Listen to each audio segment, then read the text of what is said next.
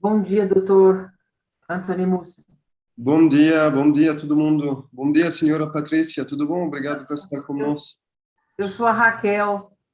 Ah, desculpa, porque está escrito Patrícia. Eu estou tentando mudar, mas... eu vou mudar aqui o nome. Espera aí. Bom dia a todos. Admitando todo mundo. Bom dia, senhora embaixadora. Bom dia. Vamos começar. Vamos. Okay. Good morning, everyone in Brazil, and good afternoon in Lebanon. And welcome our second day of the Fair for Lebanese products, happening for the first time in Brazil. It is a pleasure to have you here and to see some beautiful and familiar faces. After a successful first day that focused on traditional Lebanese food products and olive oil, with more than 360 views on YouTube and 55 participants on Zoom, we're glad to start the Wine and Spirits Day, where 8 Lebanese brands will pitch their products in front of potential Brazilian importers and distributors. And here we'll have a special presentation by the Vinica Libaneses, UVL. Indeed, Lebanese wine does not need promotion. The awards collected over the years are proof of its uniqueness and high quality. 47 pessoas até agora. Acho que podemos começar. Bom dia a todos. Hi everyone. Okay. Indeed, Lebanese wine does not need promotion. The awards collected over the years are proof of its uniqueness and high quality. On September 14, 2020, the renowned National Geographic magazine reported that a 2,600-year-old Felician wine press in remarkable state of preservation has been unearthed in Tel el-Burak, 5 miles south of the city of Sydney. This is by far the oldest example yet found in this part of the world. Hence, the Lebanese wine production in Lebanon goes back to at least the 7th century BC. Today, however, not only about wine, you will be also presented with Lebanese vodka, gin, cider, and beer. I'd like to add to my thank you list our 2 new partners, the ABS, Brazilian Association of the Sommelier, and the BFBA, Brazilian Association of Importers of Food and Beverages, for joining us in the realization of this event. My dear friends, after the first day of the fair, we witnessed a great deal of interest from Brazilian importers asking about the Lebanese companies that made their presentations last week. Some even made direct contact with them. In all cases, wish them good luck. I want to remind everyone that we still have 2 days left of the fair. On the 23rd, we will have more than 10 companies representing the Lebanese industry, and on the 30th, we will have more than 12 diverse Lebanese franchisors pitching their concepts. Unfortunately, we are limited on time. Therefore, I'm going to leave it to our economic attaché, Dr. Antony Musa, to moderate the event, give a few details, and present the first company that's going to be pitched. That's going to pitch.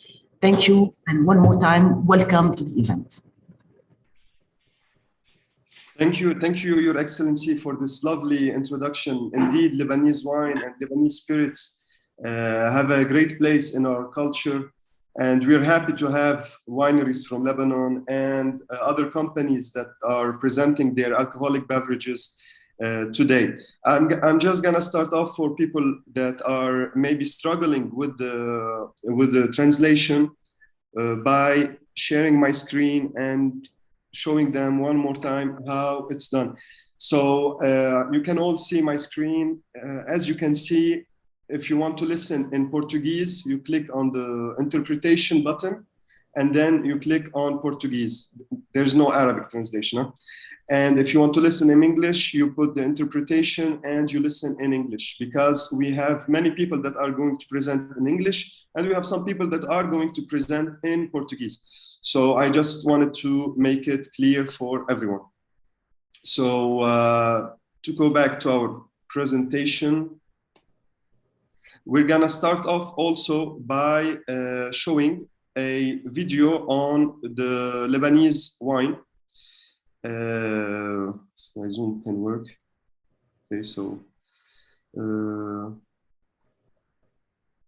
wait.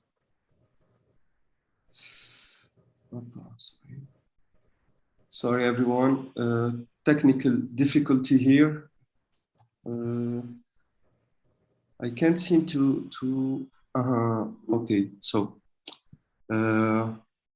sorry. Okay, so let's start off with a video regarding the Lebanese wine, and afterwards we're gonna have Dr. Raquel, the director and president of the BFA, talk about the association, and then we start off with our presentations. So I'm gonna share with you my screen, which I'm having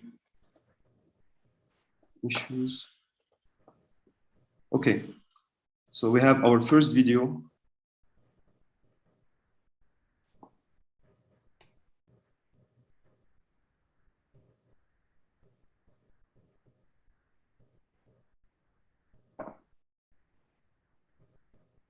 I think you all can see it.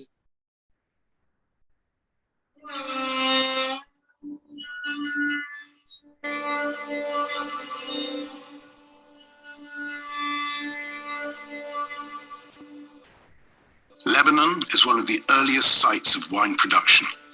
As far back as 7000 BC, early Lebanese cultures promoted the vine and wine.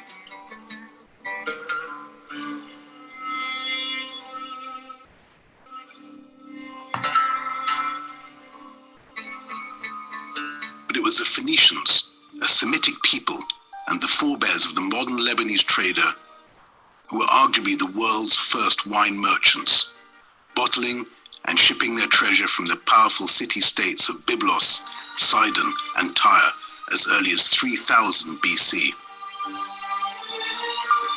2,000 years later, at the height of their power, between 900 and 330 BC, their remarkable trading fleet ruled the Mediterranean. In Egypt, it was not uncommon for Lebanese wines, especially the famed Bibline from Byblos, to be among the list of items Egyptians, including the pharaohs, would insist on taking with them into the next life. The wines of Lebanon also reached the tables of Carthage, Cyprus, Greece, Rome, Sardinia, Spain, and perhaps even southern France. Lebanon's wine heritage is also famously represented in historic Baalbek, the ancient Roman city at the eastern end of the Bekaa Valley. Lebanon's vinicultural heartland, where the impressive Temple of Bacchus, the Roman god of wine, still stands. How fitting that Lebanon's vines should still grow in soil where nearly 2,000 years ago Bacchus was idolized by local fertility cults, whose worship revolved around the idea of resurrection, expressed through the agricultural cycle of sowing, growing, harvesting, and feasting. His magnificent legacy in Baalbek demonstrates the dramatic role Lebanon can claim to have played in the history of wine culture.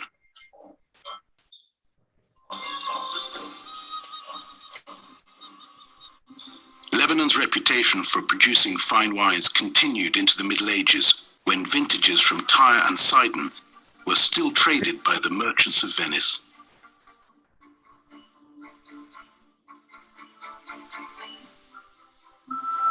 In 1517, what is now Lebanon was absorbed into the Ottoman Empire, but the country continued to produce wine that received lavish praise from the many European travelers in the region.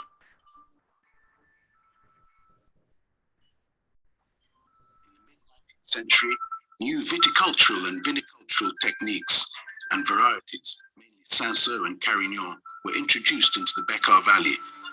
laying the foundations of the modern Lebanese wine industry.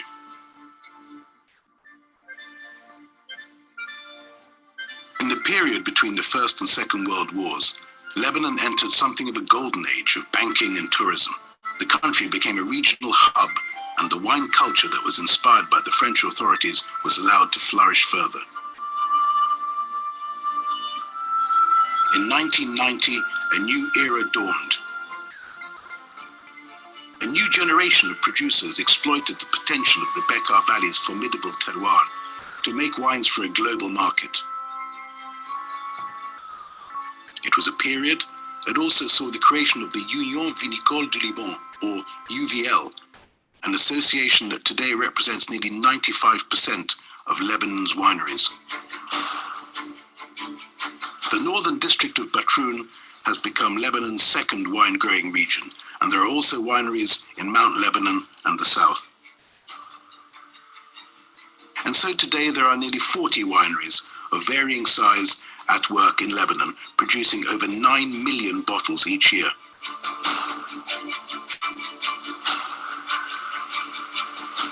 Wine is Lebanon's most high-profile and exciting export. And so it should be. The tradition is there, along with 3,200 hours of sunshine each year.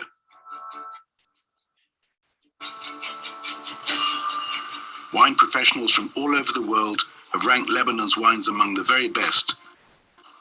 And our indigenous grapes, including the ancient Meroueh and Obeidi, are generating international attention as consumers constantly seek out new and exciting flavors and styles.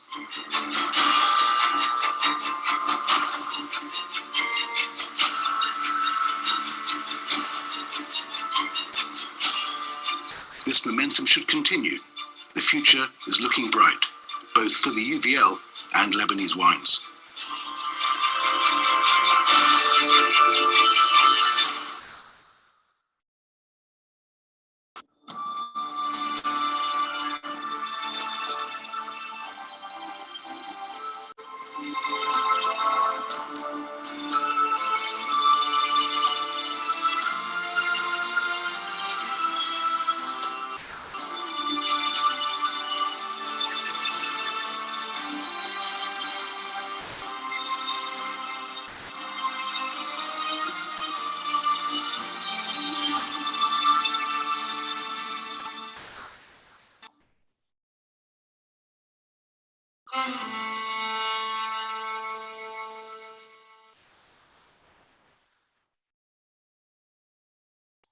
Okay, so after watching this very interesting video done by the UVL along with their partners, the UVL is the Union Vinicole du Liban, and we are happy that they're with us during this presentation. We're going to have a beautiful presentation from their part. But before we start entering into the wine specifically, let's hear from Dr. Raquel Salgado, the director and president of the BFBA. The BFBA is our partner in this event. We're very happy to have them as a partner. They are the Association of Importers in Food and Beverages. So, Dr. Raquel, if you want to disable the mute so you can talk with us and present the BFBA.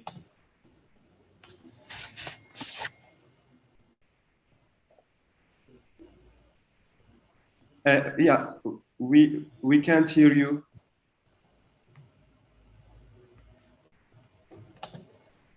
Yeah, great. Sorry. Thank you the invitation to participate in this important event between Lebanon and Brazil.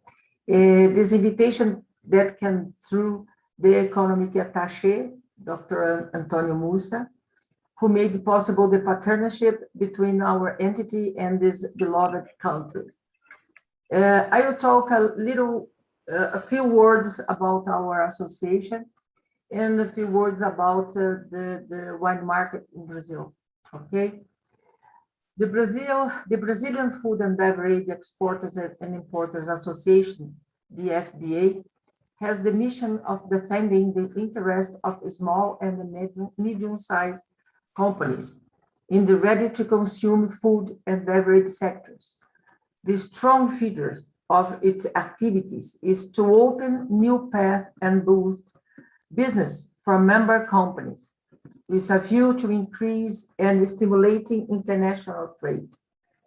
It's a representative entity of the food and beverage sector, providing members companies representation, provide members companies with all the necessary updates on the standards in force in the country, political institutional representation in defense of the sectors, interest before government agencies, monitoring and dissemination of legislation pertaining to the sector, organization and holding of seminars, webinars, and training in the various areas of interest to the sector, participation in national and international events, national and international business rounds, among others.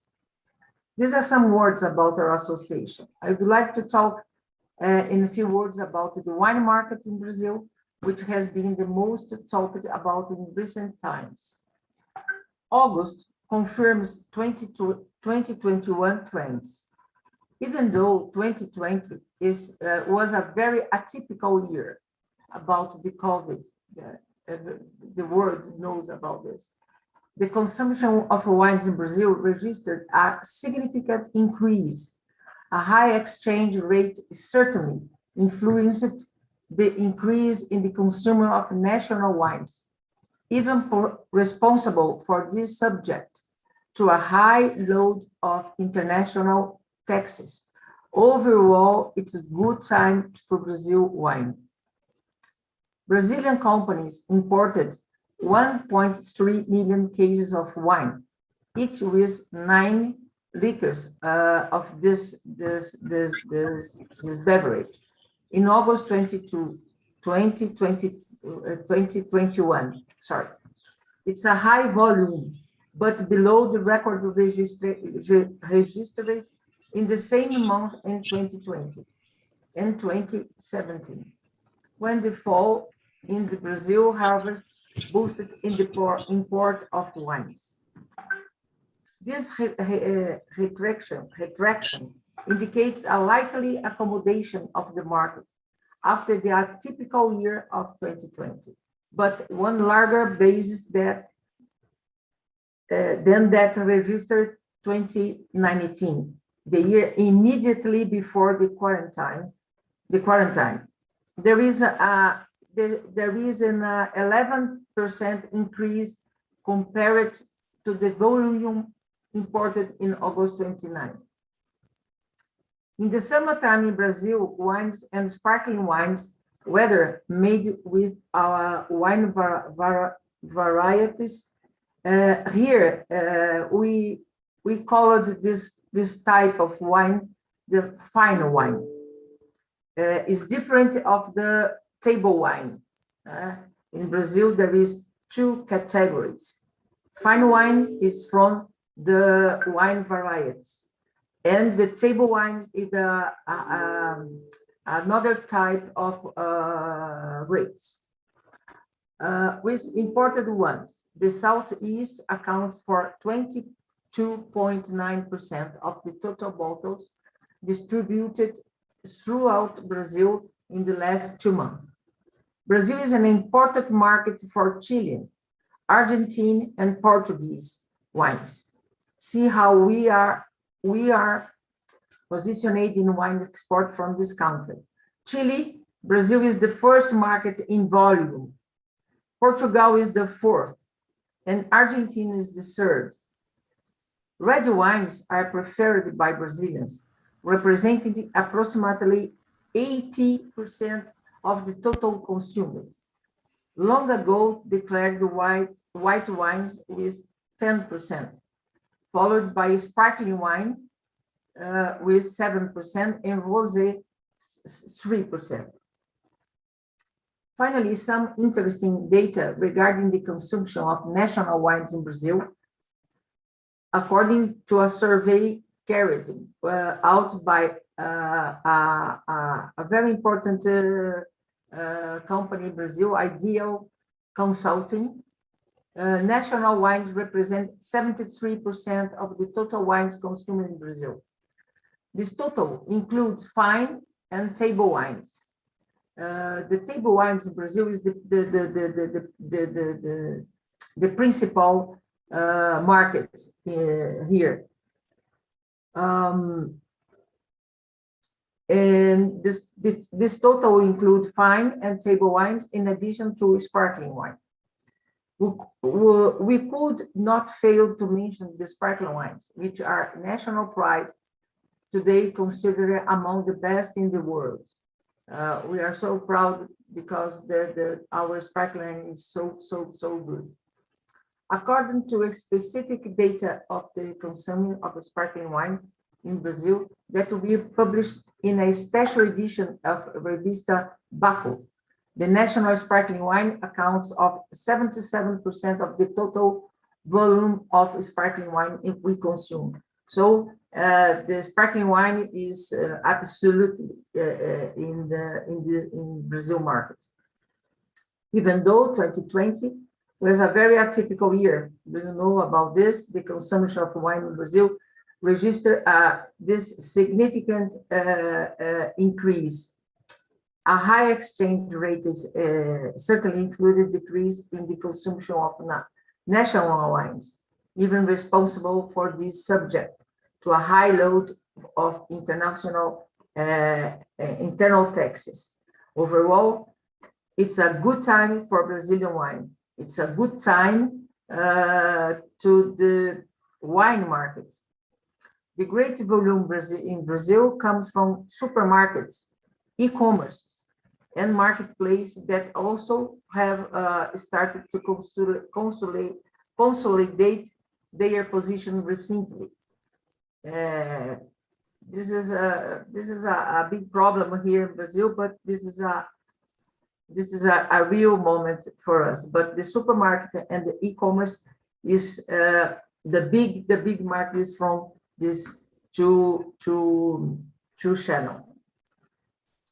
These are some comments about the wine market in Brazil. If some of you want to know more than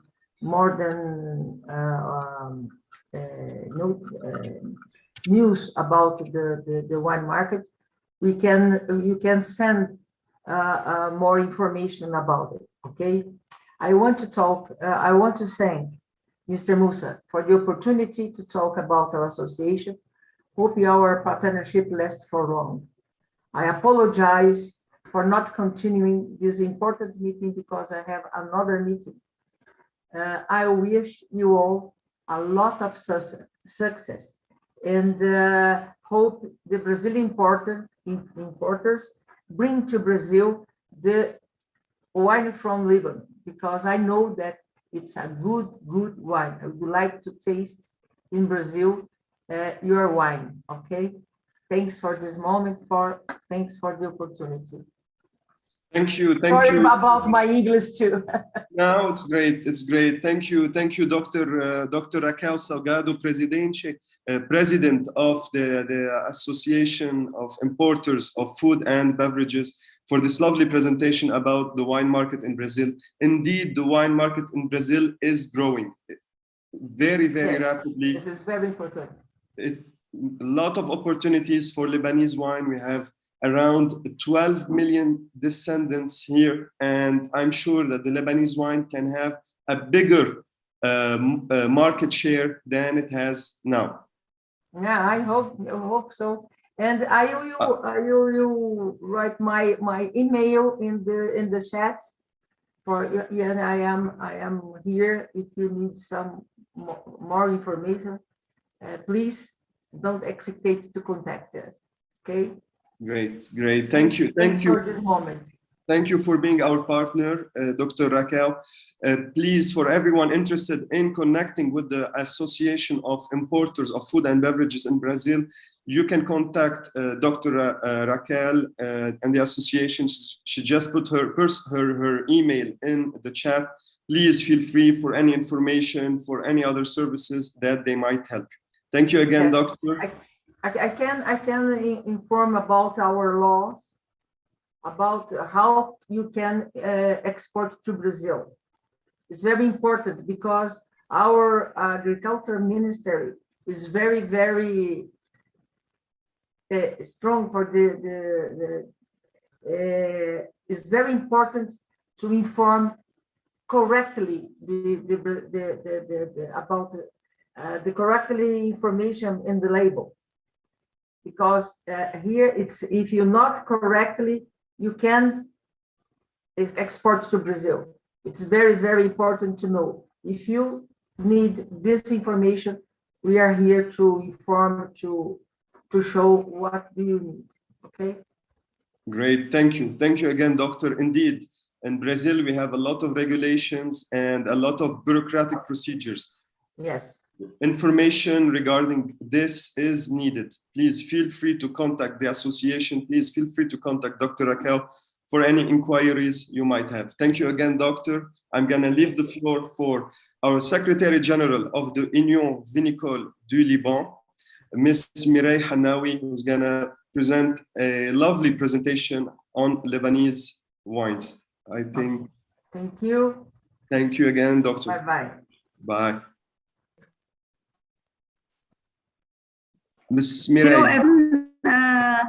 Hello, everyone. Thank you, Anthony. Excellency. I would like to introduce myself. I am Mireille Hanawi,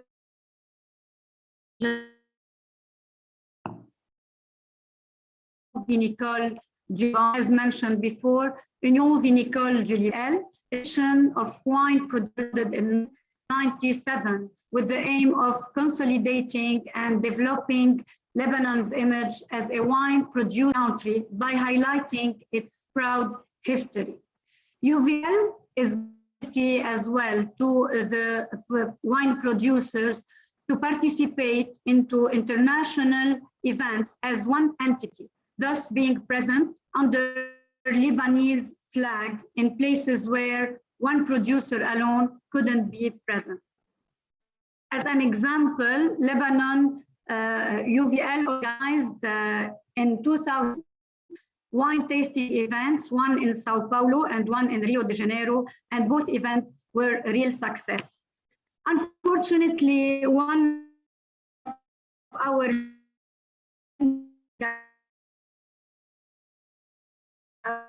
is that Lebanon has not reached yet an agreement with the quality of our high quality wine and with the important presence of the Lebanese diaspora in Brazil. We are confident that our market share will grow and develop. Starting my presentation, I will share my screen.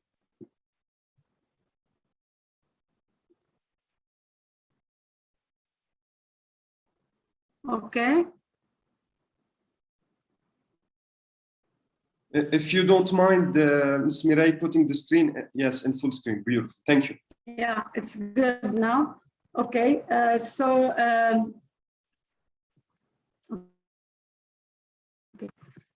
I will talk about Lebanon and the Lebanese wine history, 6,000 years of winemaking in Lebanon. We'll start with to talk about Lebanon at a glance in general. Lebanon, known as Lebanese Republic, as you know, it's a republic system, is an Eastern Mediterranean nation. The largest city, Beirut, is the capital. Lebanon is home of 25 million people, without counting the refugees, of course, and covers an area of 10,452 kilometers, making it one of the smallest countries in the world, but we believe small is beautiful. Its location at the crossroads of the Mediterranean basin and the Arabian borderland has contributed to its rich history, cultural identity, and diversity.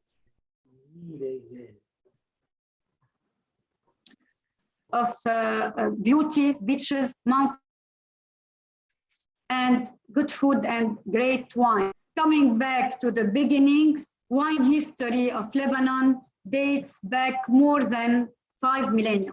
It begins with the Phoenicians, the Lebanese ancestors.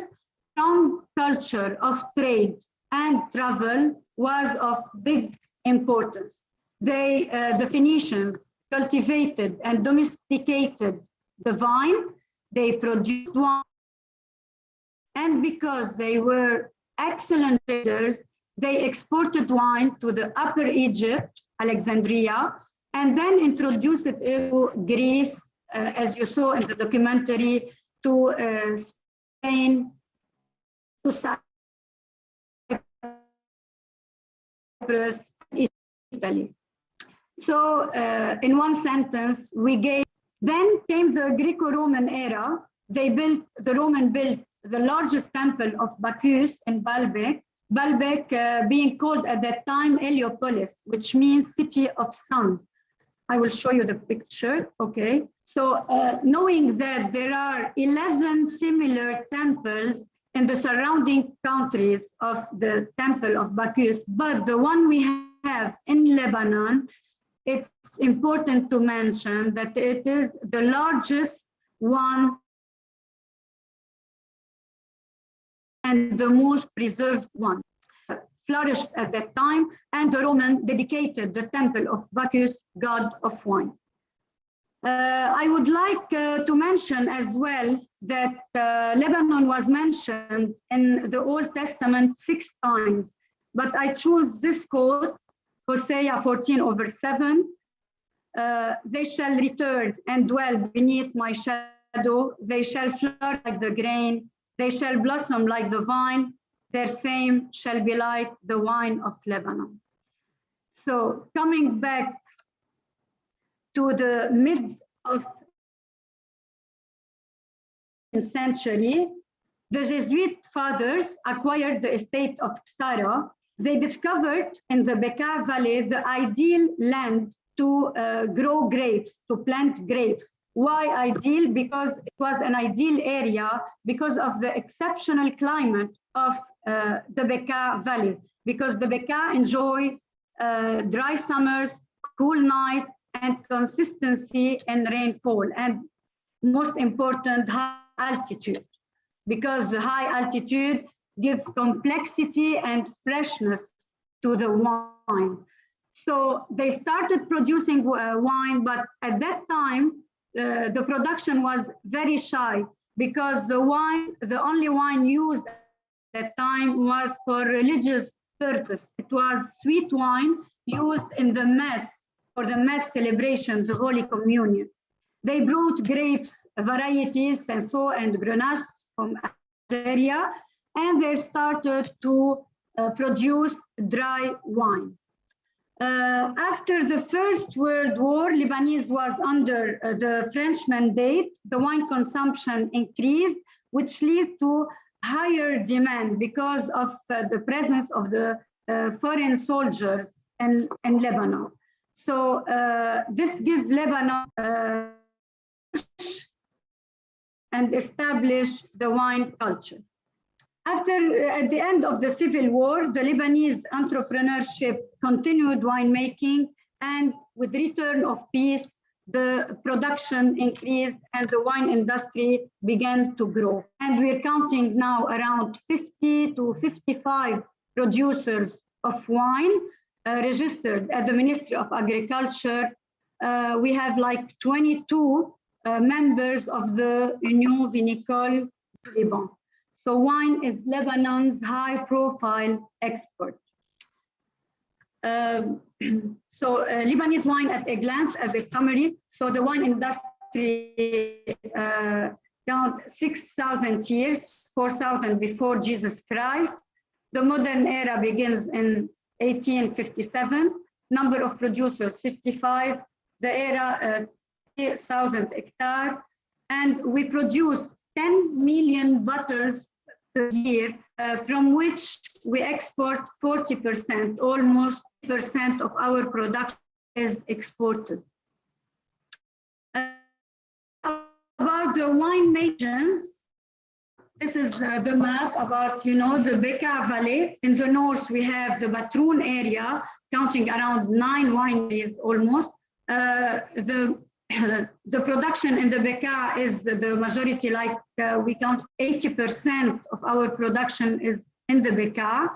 We have the Mount Lebanon, and in the south, we have the Jezin area.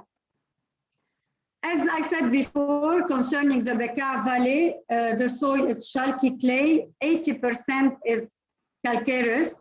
The climate is Mediterranean, dry summers, cool nights, rain consistency in rainfall, and the altitude is very important growing grapes. And this gives this complexity and the freshness to the wine. In the north as well, the soil is chalky clay, limestone clay. The climate is Mediterranean. It's because it's facing the Mediterranean Sea, so the weather is warmer and combined with fresh air. So this gives longer cycles to the grapes to grow. Vineyard 400, 1,000 above sea level. Talking about Mount Lebanon, the soil is sandy clay, limestone, climate Mediterranean. As well, it's a warm weather with fresh air flow. It's a little bit similar, but we have this difference of temperature between night and day, which is very good for the grapes as well. The altitude is from 600 to 1,300 above sea level. And soil is calcareous, volcanic, alluvial more. Climate Mediterranean as well, high temperature during summer, and have this variation of temperature going from 10 to 15 degrees from day and night. The altitude going from 600,070 meters above sea level. Now I would like to mention the varieties of grapes. The interest is increasing all over the world now in the indigenous grapes. Unfortunately, in Lebanon, we have the Ubaidi, Mirwah, and Miksasi in white wine. The main red grape varieties, Cinsault, Grenache, Carignan, Syrah, Cabernet Sauvignon, Cabernet Franc, Merlot, Tempranillo, Pinot Noir, Mourvèdre, and others. In the white, we have the Chardonnay, Uni Blanc, Viognier, Sauvignon Blanc, Muscat Blanc, Clairette. So, as a summary, Lebanon in 5 words to remember: Lebanon is small, old, French, diverse, and high. Small, as I mentioned before, our population is roughly 5 million. The area is very small, 10,452. It's old in terms of wine because maybe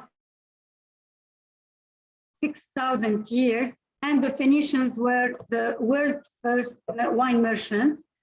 French, because Lebanon was under the French mandate, so the wines and winemaker influenced by Francophone culture. It is diverse. We have diversity in the terroir, in soils, in grapes, and this gives different wine styles. And it is high because of the altitude. Planting at altitude gives the wine that complexity and freshness.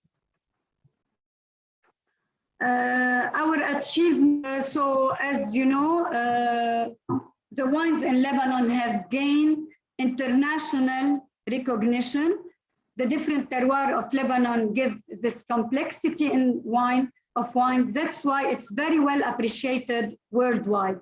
And talking about pairing food and wine, it is appreciated with all kinds of cuisine because of this special bouquet and taste. Thank you. Drink Lebanese. Drink Lebanese wine. Thank you, Ms. Mirai Hanawi, Secretary General of the Union Vinicole du Liban, for this lovely presentation. I think we all learned a lot about it. I didn't know that much about wine. It's also very interesting that we export 40% of our production. So this is something to keep in mind, and this only shows the popularity of Lebanese wine worldwide. I think the ratio is very high. 40% of our wine is exported. This only shows people everywhere really appreciate our special, unique Lebanese wine. No. So, I'm going to leave the floor for Miss Reem Kasatli Raji, who's gonna present her company, her brands, Kasatli. Miss Reem, please, the floor is yours. Thank you. Bon dia, everyone. Since we represent a company that is one of the largest manufacturers of beverage in Lebanon, I would like to introduce only the 3 top ones, and I'm going to go ahead with sharing my screen. Are you seeing it? Not yet. No. Okay, hold on just a second. Let me see. All right.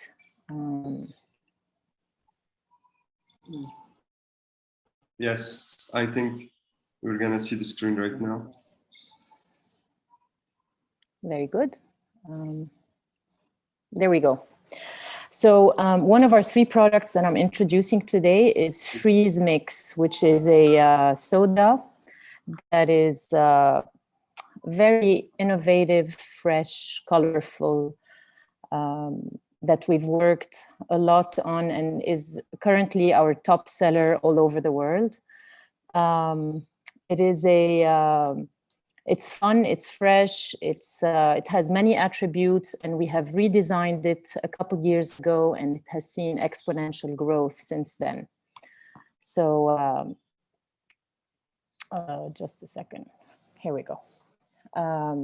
The new look of it, after we've had just a clear bottle, is basically a spray painted bottle.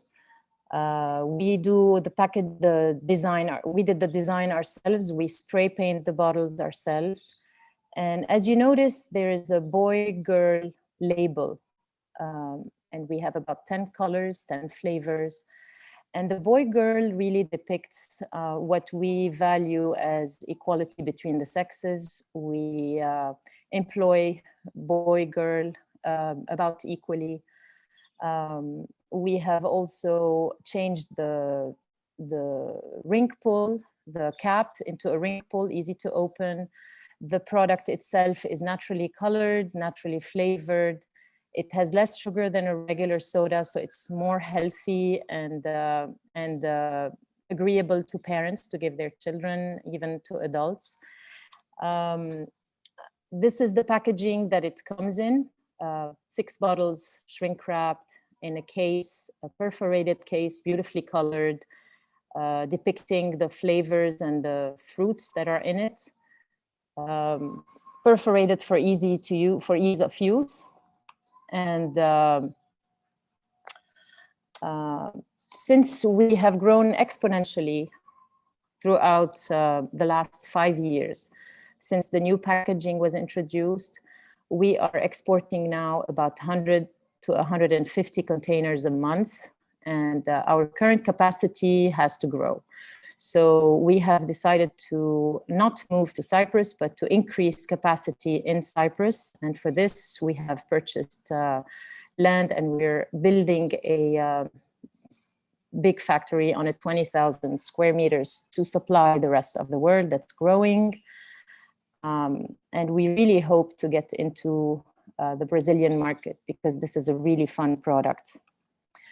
And this is our social media pages. As you see, they're beautifully designed.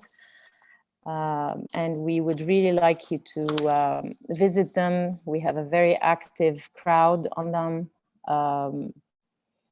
And that's about it for Freeze.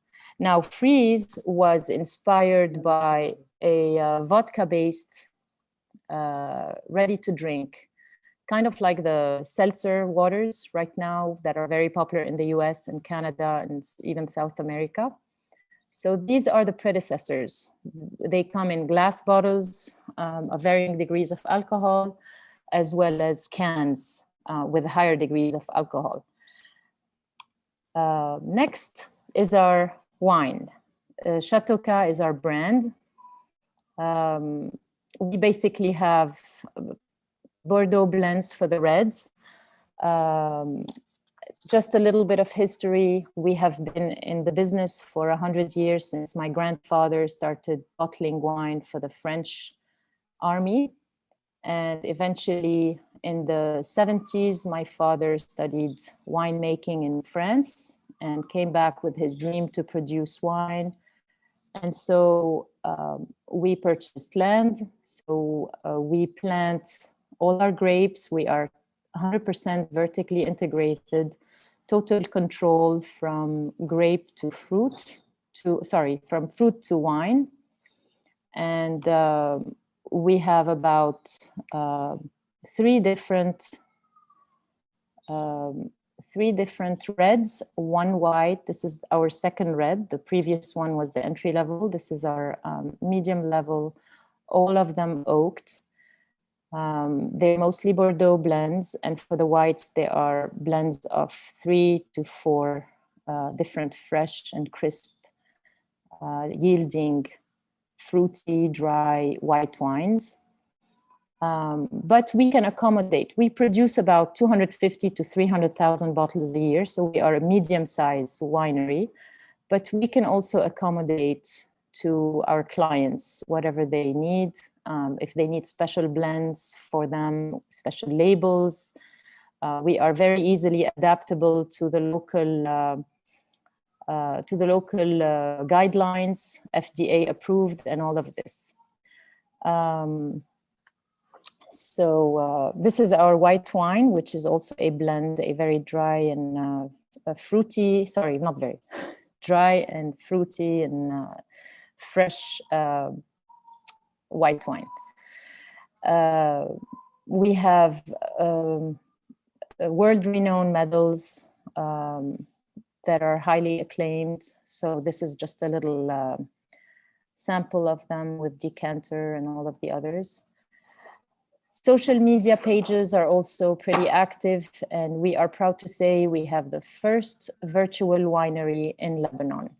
And I would strongly invite you all to take a look at it. The address is right there. Now, moving to our third and latest baby, which is Beirut Beer, our brewery. Now, as you notice, the name is Beirut, which is not only a nostalgia brand name, it is also, we're proud to say that we have excellence in quality. It's a beautiful Pilsner according to European standards. We have built it in 2014 to accommodate for 250,000 hectoliters. It has a fresh and innovative packaging. We have many sizes to please everyone. It has a ring pull opening, which people love. Consumers love that. We basically, within 4 to 5 years, we established 50% market share against an 80-year-old monopole owned by Heineken. So we're pretty happy with that. We have done that through very aggressive, fun communication to millennials on all our active platforms, on TV, on billboards, on everything. Our social media pages are pretty active and beautifully designed, as you see. And we are also very proud to say we have a virtual brewery, and we strongly invite you to visit that. The e-commerce website is on the way, so you would eventually be able to buy them online. This is about to start in a month or so. And that's about it. That wraps up some of our biggest products. Thank you. Thank you, Ms. Reem, for this lovely presentation. Very impressive work. It's always lovely to see an underdog story, a new beer brand that enters the market in 2014 and managed to get so much market share from a big conglomerate as Heineken, owned by Heineken. So this is very impressive. Very interesting portfolio. I think Ms. Reem is gonna put her information, her contact information in the chat if anyone wants to get in touch with her to inquire more about the product, the products, the brands, very interesting brands. I'm gonna give the floor right now to Mr. Bernardo Pinto, who's gonna talk about a Lebanese wine brand here in Brazil present, Feira, and about Zahil Vinhos, which are the importers of this lovely Lebanese brand. Dear Mr. Bernardo, thank you. Good morning, everyone. Thank you, Mr. Musa. I think there's someone presenting.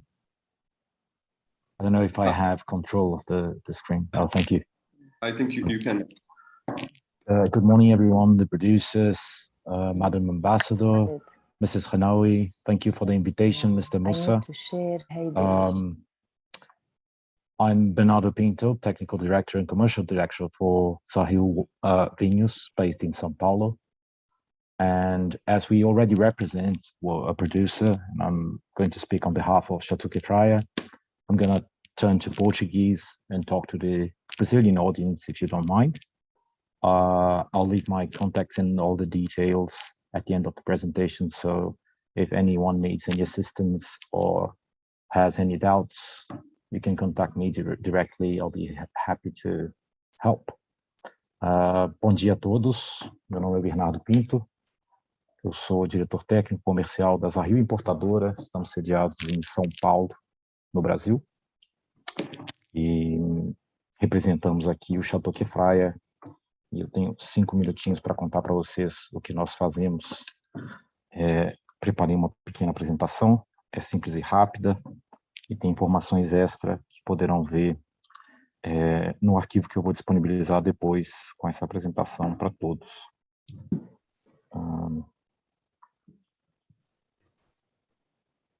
Penso que já estejam vendo então a tela. A Zahil, então, é uma importadora que está sediada em São Paulo, uma importadora que existe já há 35 anos e tem origem libanesa. Para nós é muito importante o fato de que a Zahil tenha sido criada em 86 e com tanto tempo de vida, sigamos não só bem estabelecidos, como somos de fato parte desse mercado como referência dos produtores, para os produtores. Foi fundada pelo Antônio Zahil, que vocês veem aí à esquerda na foto, imigrante libanês, chegou ao Brasil no início da década de 80, e pelo irmão dele, o Sérgio Zahil, que está aí ao lado, que a partir de 1999 decidiram se dedicar completamente à importação de vinhos. Antes havia alimentícios e outros produtos, mas então a partir de 99 se eliminam qualquer outros produtos para se focar no vinho, e o que a gente vem fazendo desde então é uma seleção muito rigorosa desses produtos, com base em qualidade, com base em representatividade do estilo dos vinhos, e, obviamente, não podíamos deixar de ter vinhos que representem o Líbano, o país natal do Antônio e do Sérgio.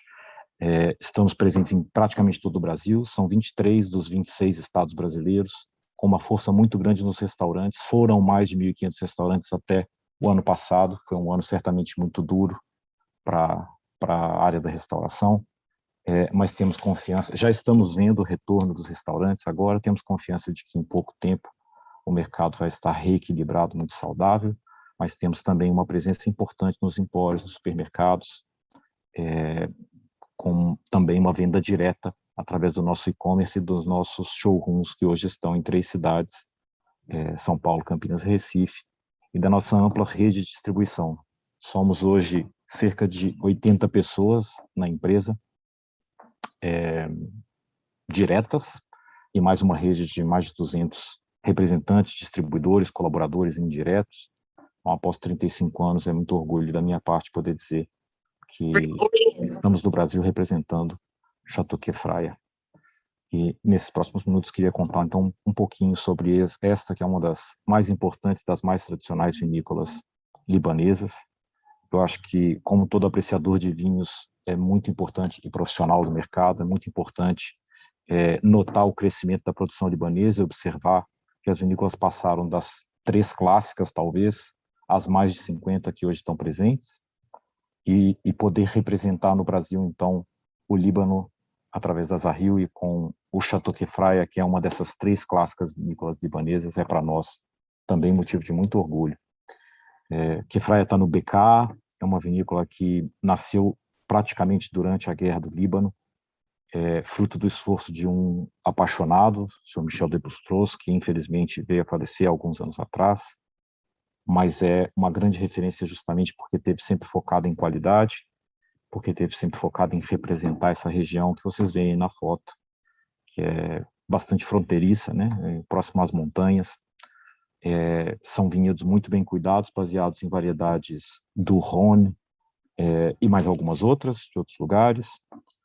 E o Chateau Kefraya produz cerca de 20 vinhos diferentes. Aqui no Brasil nós temos hoje 6 rótulos, são esses que vocês podem ver aí na tela. 6 desses 20 são de importação regular. Então, há um grupo de rótulos mais refrescantes, talvez, mais leves, mais voltados para o dia a dia, que são os vinhos Le Bretèche, um branco que é um blend de uvas, um blend muito perfumado, muito saboroso, muito fresco, um rosé delicadíssimo, que faz muito sucesso em todo o Brasil e em muitos restaurantes, e um tinto com muita fruta, boa estrutura, maciez. E nós temos depois vinhos cada vez mais estruturados, mais complexos, a partir do Coteau, que é uma reimplementação do primeiro vinho que Kefraya fez na década de 70, o Chateau Kefraya, que é o ícone da vinícola, é a bandeira da vinícola, carrega o nome da vinícola, com bastante estrutura, com praticamente 2 anos de envelhecimento em madeira, e o Acompanhe, que é um grande ícone para nós, porque foi um dos primeiros vinhos libaneses a se colocar no mercado internacional e se apresentar como um representante de grande qualidade. São todos blends, então todos combinam variedades, sendo que Acompanhe combina apenas 2, Cabernet e Syrah, Chateau Kefraya, Cabernet Syrah e outras variedades, a depender da safra, e o Coteau e o Bretèche, um mix um pouquinho maior de variedades tintas, o rosé das mesmas variedades, e um branco, também um blend. Este ano a gente deve receber uma pequena alocação de vinhos experimentais. A Chateau Kefraya vem experimentando técnicas de produção diferentes, variedades diferentes, e inclusive as variedades clássicas libanesas. Então, ainda em 2021, desculpem, nós vamos receber algumas dessas experimentações, um vinho feito em ânfora e um vinho com Obadier, que é uma das variedades tradicionais libanesas. Eu não quero ultrapassar meu tempo, sei que são muitos os produtores, eu me coloco à disposição de todos, tem o meu e-mail na tela, eu vou deixar um link através do chat para que possam baixar essa apresentação, que inclui também as fichas técnicas com as variedades e as técnicas de produção desses vinhos. Nós produzimos esse ano um e-book sobre os vinhos libaneses, em que a gente conta um pouco sobre a produção do país, em português, completamente gratuito. Nesse arquivo tem um link para quem quiser baixar e melhor se informar, para que possam fazê-lo. Agradeço muito novamente a oportunidade, senhor Mussa, a senhora embaixadora e aos colegas produtores. Desejo boa sorte ao nosso público, que precisarem, estamos aqui. Bom dia, bom trabalho a todos. Thank you, Mr. Bernardo Pinto, for this lovely presentation about Zahil Vinho, one of the major importers of Lebanese wine here in Brazil. And they're lovely people. It's been a while that I'm in contact with the Zahil Vinhos. And please, if you have any inquiries, if you want to get in touch, please contact Senor Bernardo. Mr. Bernardo can be reached on the email he just put down. He's sharing also the presentation. Please feel free to contact Mr. Bernardo, Ms. Zahil Vinhos. If you have any inquiries, if you're interested in knowing more about them and showing and promoting your products, feel free.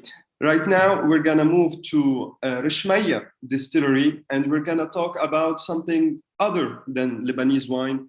Few people may know that Lebanon also produces gin and vodka. So I'm going to leave the floor to Miss Maya Khattar, who's going to present a beautiful project. I've been there. Very, very lovely place, beautiful gin. Miss Maya, please feel free. Hi, how are you? Thanks, Anthony, for the opportunity, and thanks, everyone. I know that I don't have a lot of time, so I'm going to share a presentation, and then I'm going to leave it in the chat so you can have all the details and information. So just let me see, because I'm new to, yes, share. And then this one. Okay, voila.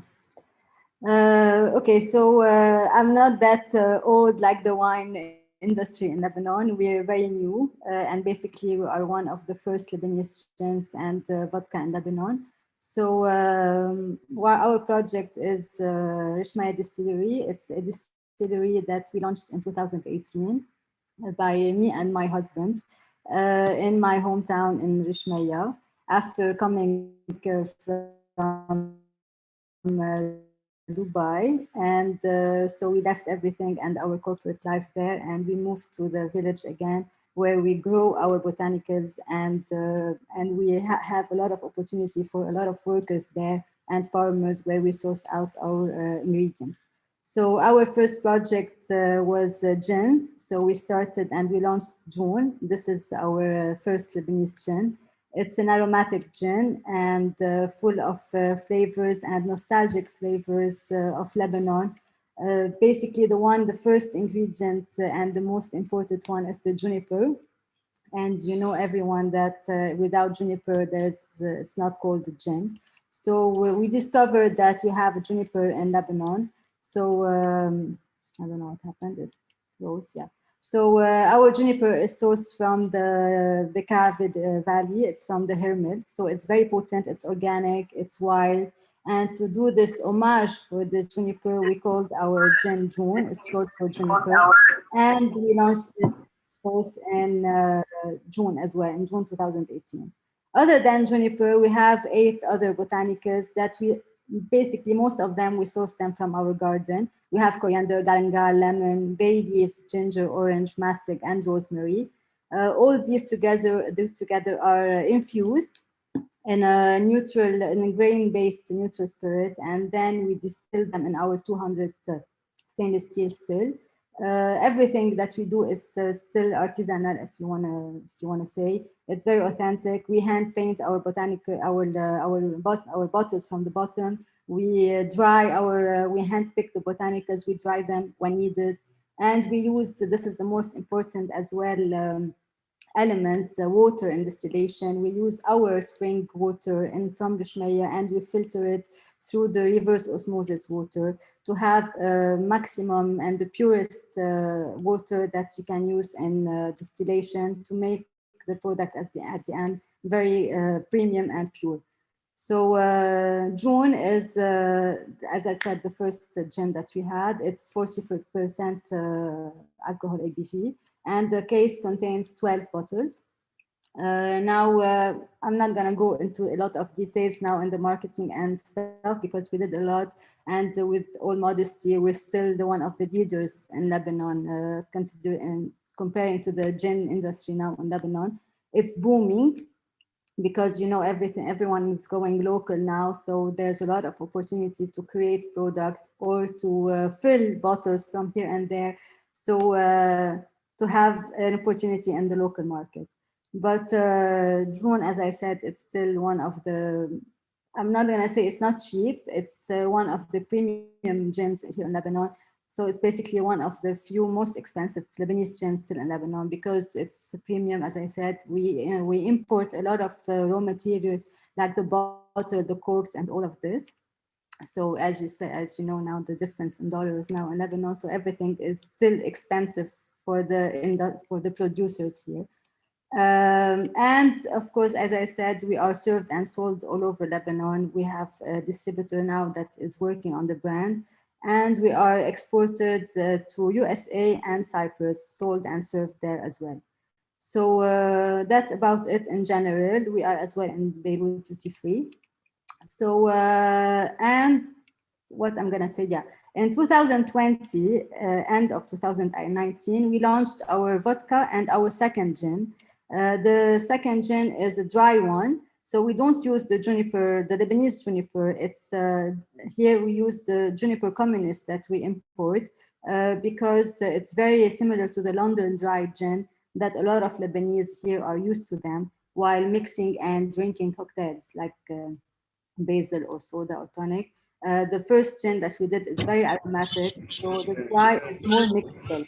And the core is as well a grain-based spirit. It's the base of our gins. So we start with vodka as production, and then we infuse to do the gins. So these three products are the base of our portfolio.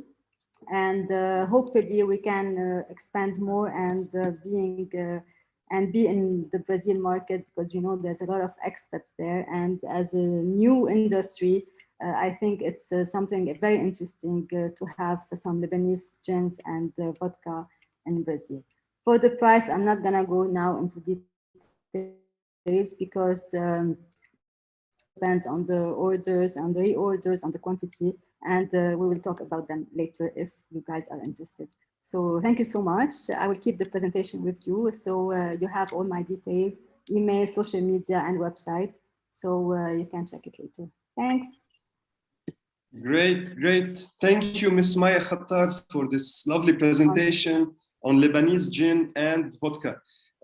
Premium products, beautiful packaging. Rishmaya Distillery also, if you're ever in Lebanon, it's a nice place to visit. Very comfortable place. Please feel free to contact Ms. Maya for additional information about her gin, about her vodka. Something also that Ms. Maya maybe forgot to mention. This gin, we have samples in the consulate in Rio de Janeiro. So if anyone wants to taste the gin, any importer is interested, please feel free to contact Maya and we can coordinate.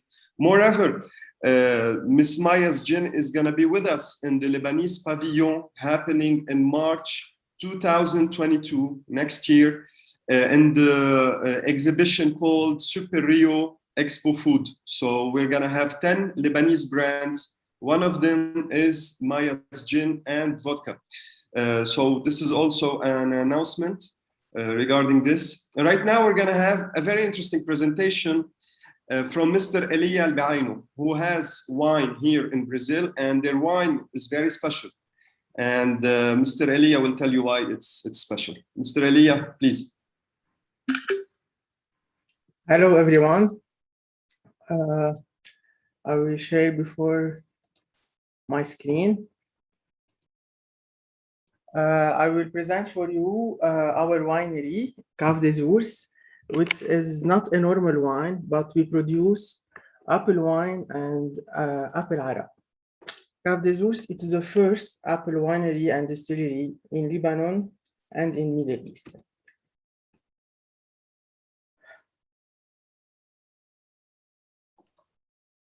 Our product is apple wine called the Blanc de Pomme and the ordinary Arab, where we have two types, one with 63% alcohol and one with 53%. Cave des Ours get a patent in 2019 for manufacturing in apple wine from the Lebanese and the French government. Cave des Ours handle all the process from harvesting till bottling.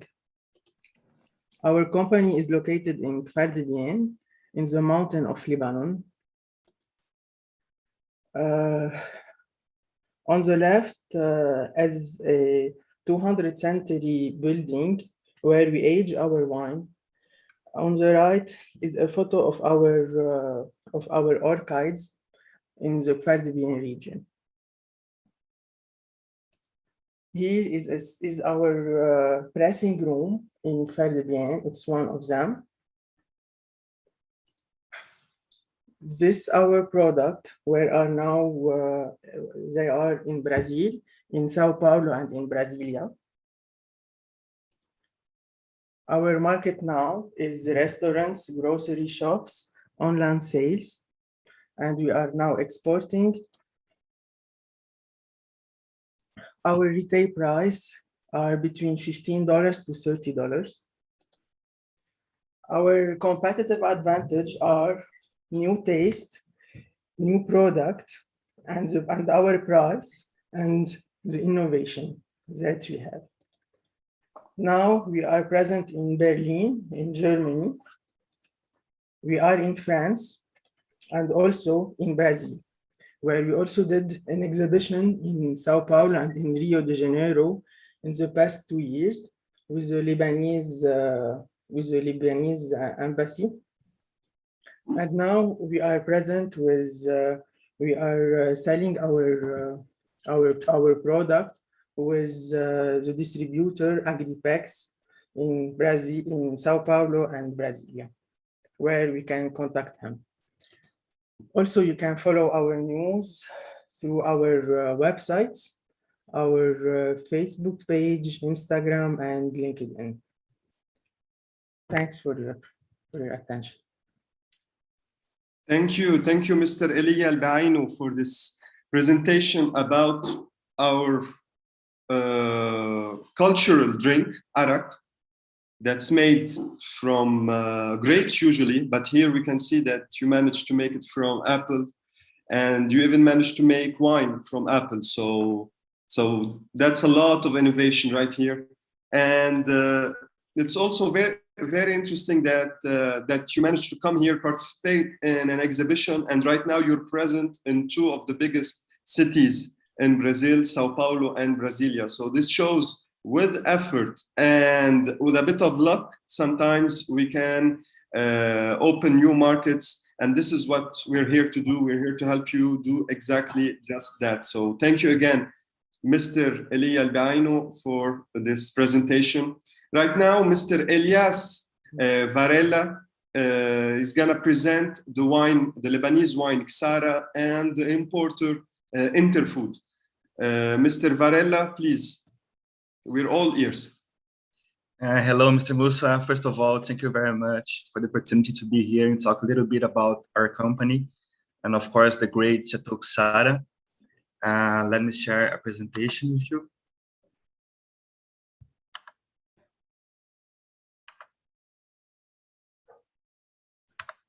All right, can you see it? Okay. So first of all, let me talk a few words about our company, which is called Interfood, and Todo Vinho is our e-commerce.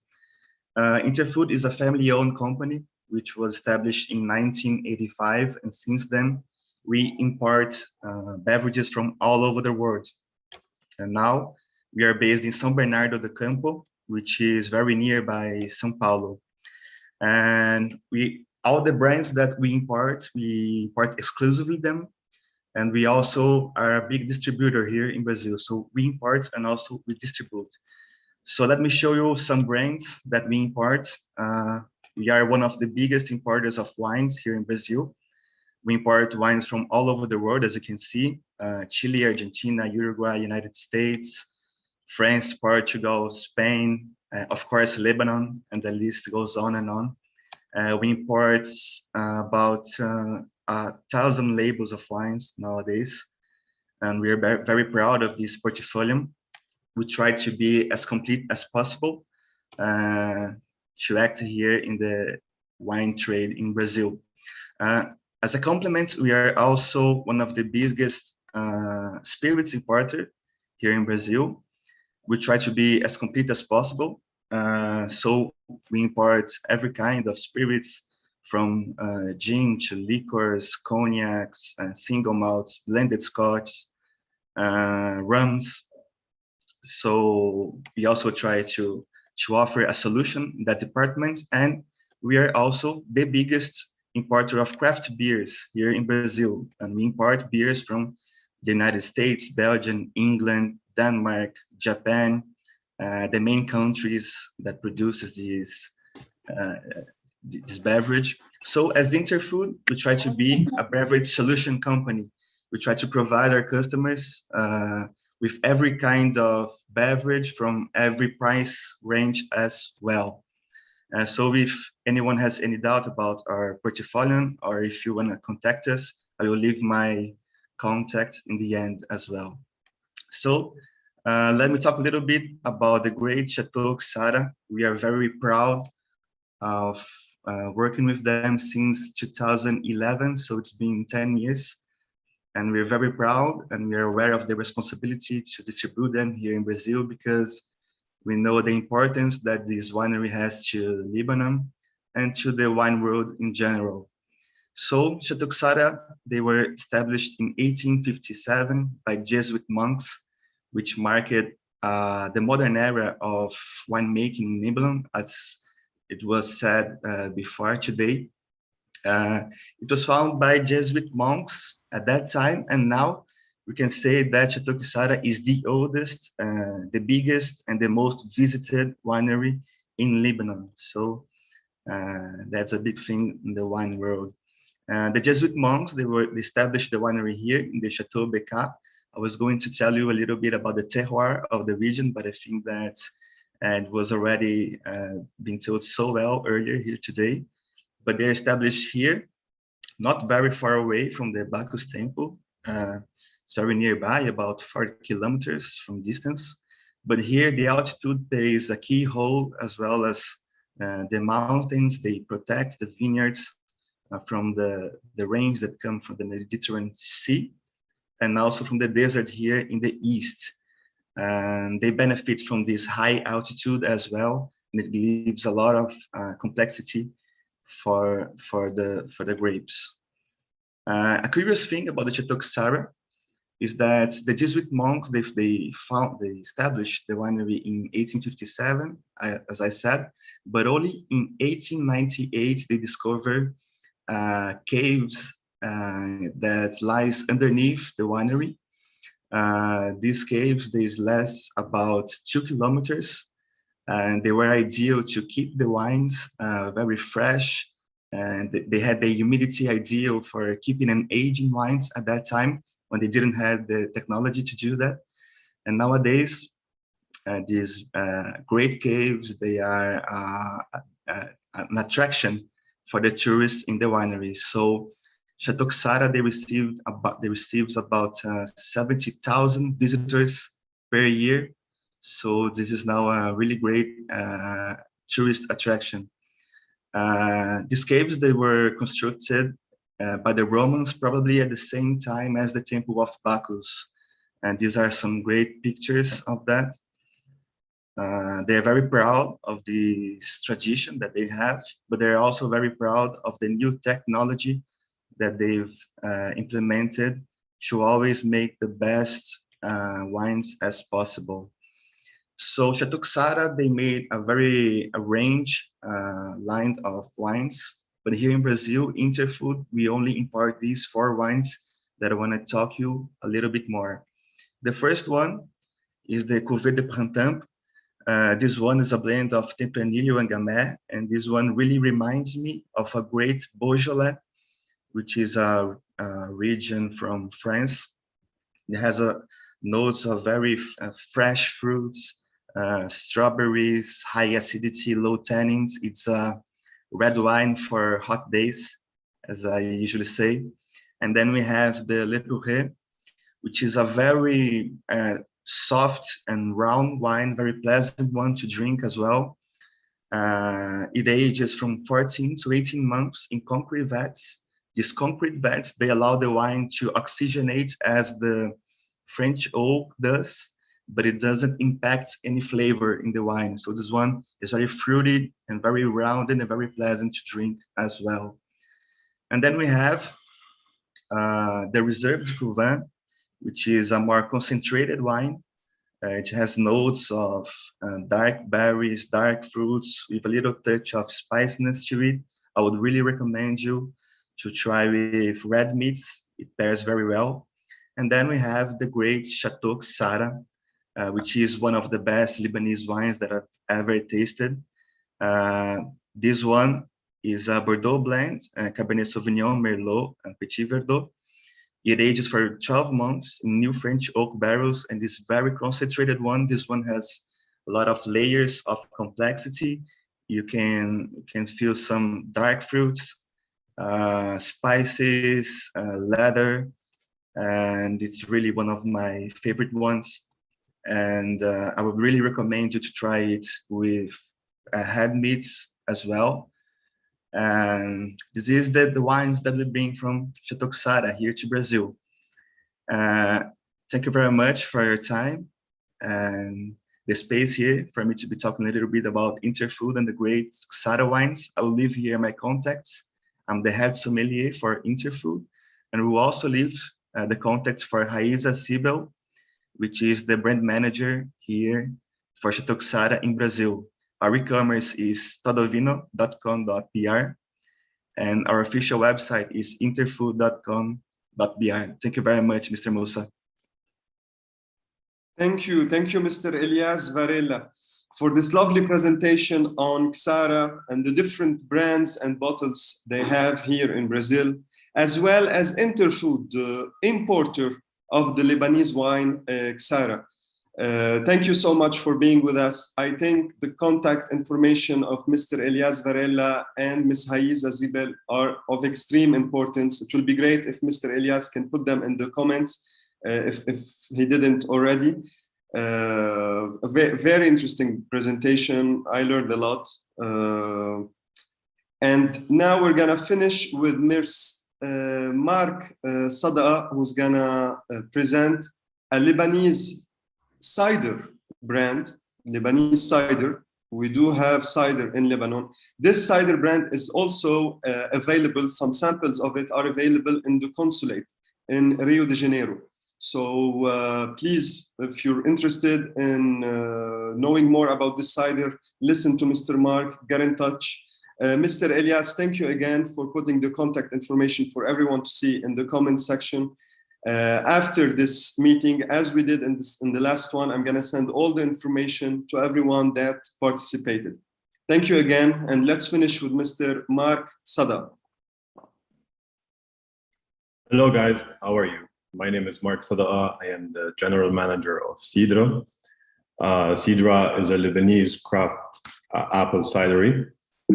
We, as Sidra, we decided to embark on this journey to support the apple farmers in our country who have been struggling for the past 3 decades, to say the least. I've already spoken about this. We have had a lot of talks with a lot of people in the community about the struggles of those apple farmers.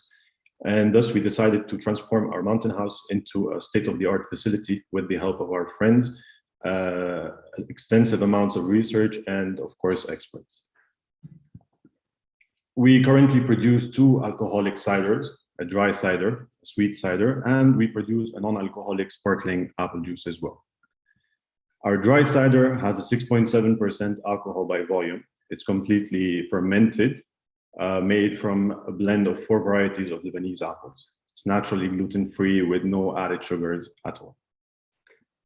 Our sweet cider is a semi-fermented cider as well, but this cider is from a variety of 3 Lebanese apples. It's naturally gluten-free as well. The thing that is unique about our sweet cider is that it is not back sweetened with any sugars. So this product only contains natural sugars. And our final product for now is the sparkling apple juice as well, which does not contain any added sugars, and it's a blend of 3 varieties of Lebanese apples. It's a twist on apple juice. There is no carbonated water in the beverage at all. Our accomplishments to date: Sidra has the HACCP certificate. The facility is registered in the FDA with FDA compliant labels. We have the GMP certificate as well, the industrial license. We currently have proprietary processes waiting to be patented, and we have a scalable production capacity. The competitive advantage that we have on other ciders is that we do not add any sugars, and the juice that we use is not concentrate. It's fresh apple juice. As I mentioned before, there is no sparkling water. We use a bit of water to reduce the sweetness of the apples so that the beverage is not that sweet. For the non-alcoholic beverage, it is best before 12 months, stress tested to 18. And for the alcoholic, it's best before 18 months, stress tested to 24 months. We lightly filter the beverage so that we do not lose any color or flavors of the apples, and each batch that we do conforms with the norms and and standards of production. We have 2 additions to our product line this year. We will be doing a 700 milliliter aged dry cider and a 700 milliliter sparkling apple juice in a champagne style bottle. Thank you.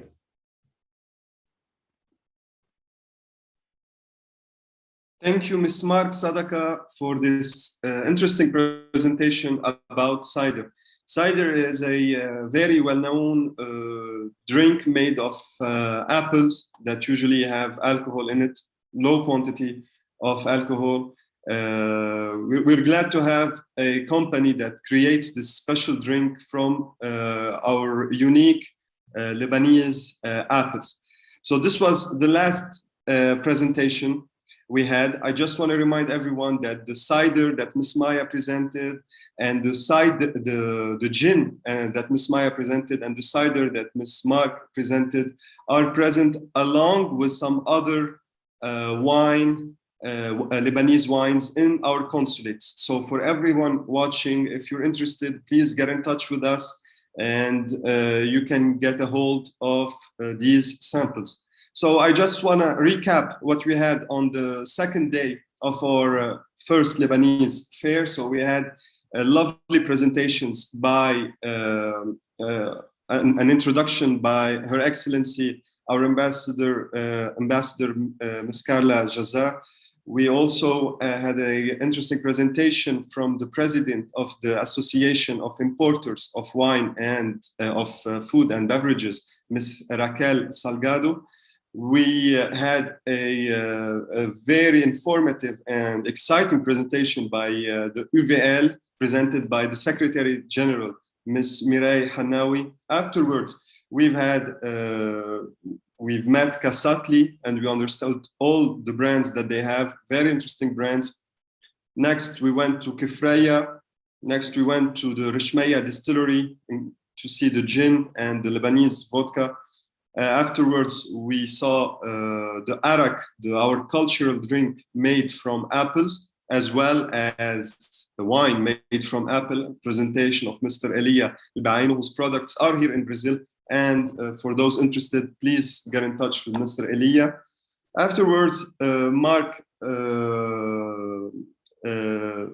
we saw Ksara, and Mark finished the presentation showing us the Lebanese cider. So our next event will be on the 23rd of this month. We're gonna see Lebanese medium industry. We have some special surprises. We have some very special, interesting companies. Some of them are in the food business. Most of them are not. We're gonna see Lebanese soap, Lebanese medical plastic. Very, very interesting. Please, for those who are interested in signing up, feel free to contact us. We'll send you all the details needed. I want to finish off thanking all of our partners. This event wouldn't have been a success without our 20 partners. We have 20 partners for this event. The Arab Chamber was gracious enough to allow us to have their Zoom access and their interprets. So this way, everyone can understand, the Brazilian side can understand the Portuguese translation, and the Lebanese side can understand the English translation. So I wanna have a special thank to all our partners, and especially the Arab Chamber, for always being with us. I want to thank everyone who participated, especially people from Lebanon. I know the situation is tough, and everyone working now in Lebanon, they are true warriors for being able to present the way they presented, and to continue and to move on and to get out of this crisis. So thank you all, and I'll see you all on the 23rd of September at 10 a.m. Brasilia time, 4 p.m. Beirut time. I'm gonna follow up with everyone, sending an email with all the information, so that everyone can get in touch with the people they're interested in meeting. Thank you all, and I wish you all a good day. Bye. Bye. Bye.